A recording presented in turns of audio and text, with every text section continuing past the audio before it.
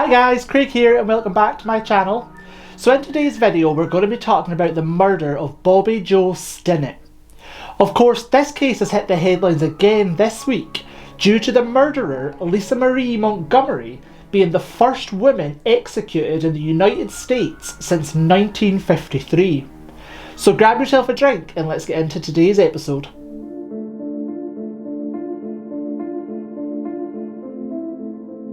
So guys, to better understand what happened to Bobbie Jo, I first have to tell you about the perpetrator, Lisa Marie Montgomery. Lisa Marie Montgomery was born on February 17th, 1968 in Malvern, Kansas. It has been noted that Lisa Marie didn't grow up in a very nice nor safe household. It is reported that she was raped by her stepfather over the course of several years. When Lisa Marie turned 14 years old, her mother found out about this abuse, but instead of helping and believing her daughter, she threatened her and put a gun to her head. A candidate for Mother of the Year, I'd say. Lisa Marie then married her first husband at the age of 18.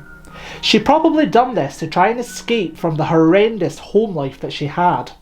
But unfortunately for Lisa, this marriage didn't end up lasting. But shortly after her divorce, she married her second husband, a man called Kevin, in the year 2000. Lisa Marie did, however, have 4 children from her first marriage. But in the year of 1990, Lisa Marie decided to get her tubes tied, which is a surgical procedure ensuring that Lisa Marie could not fall pregnant again. But even after having this surgery done, Lisa Marie had a tendency to fake pregnancies.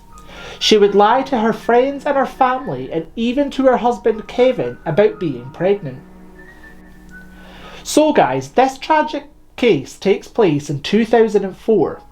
Lisa Marie had joined the chat room called Ratter Chatter, which was a chat room for people who were interested in buying the Ratter Terrier breed of dog.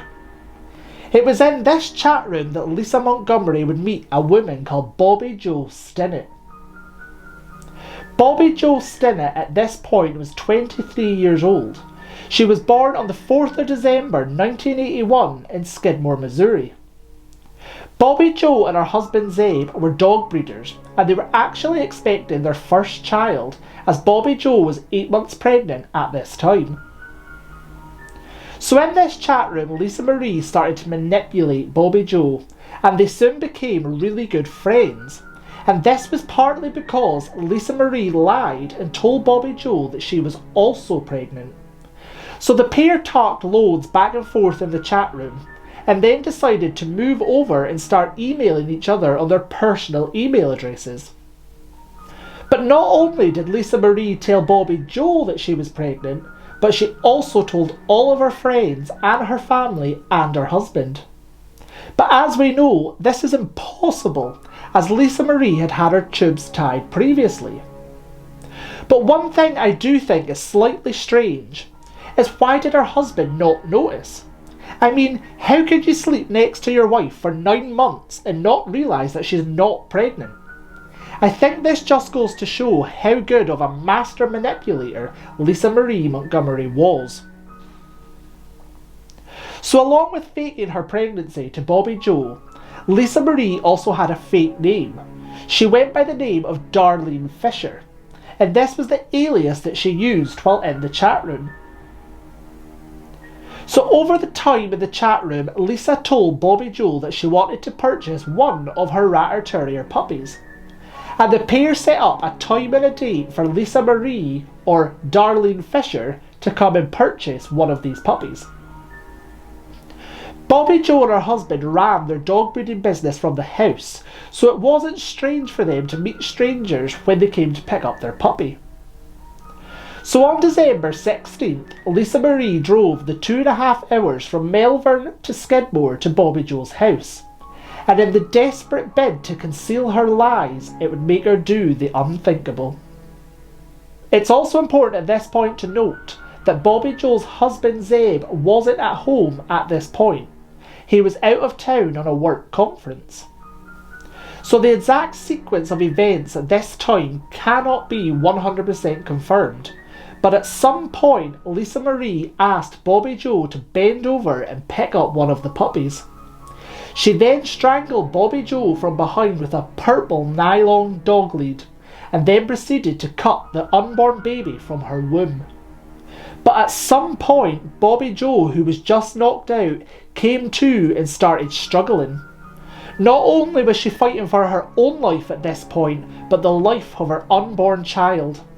But ultimately, Lisa Marie overpowered her and Bobbie Jo died a violent death.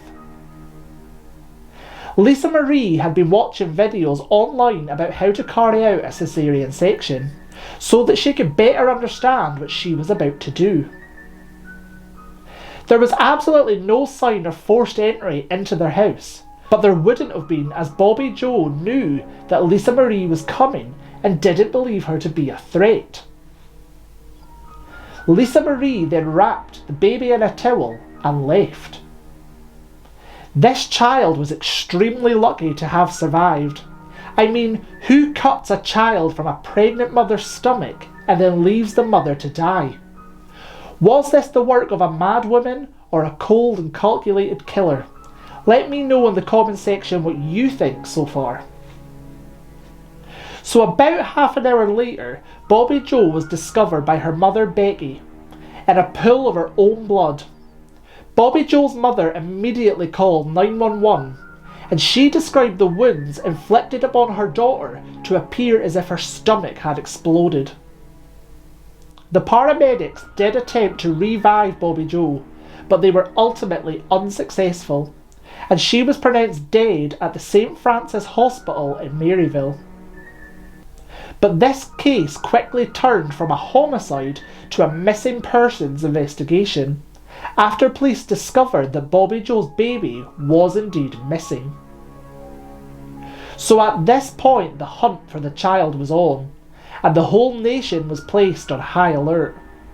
Meanwhile, for 24 hours, Lisa Marie played the happy, doting, glowing mother as she presented her newborn baby around town. But this motherhood wouldn't last for long, as Bobbie Jo's body would give investigators major clues.